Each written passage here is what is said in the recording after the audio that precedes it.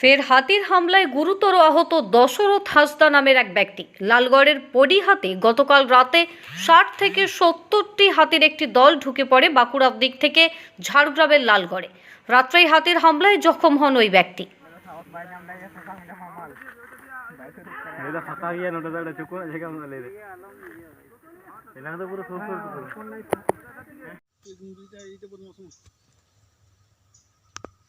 क्या कैसे आगे 4 3 7 8 9 10 11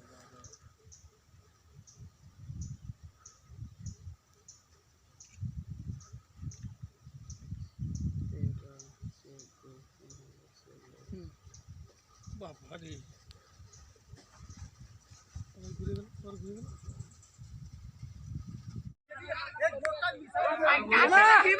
একটা মাল আছে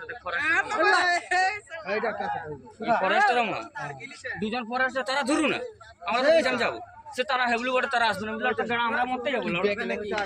আমি যাবোই না, একটা হয় মাথা ঘুরে থাকবে একদম।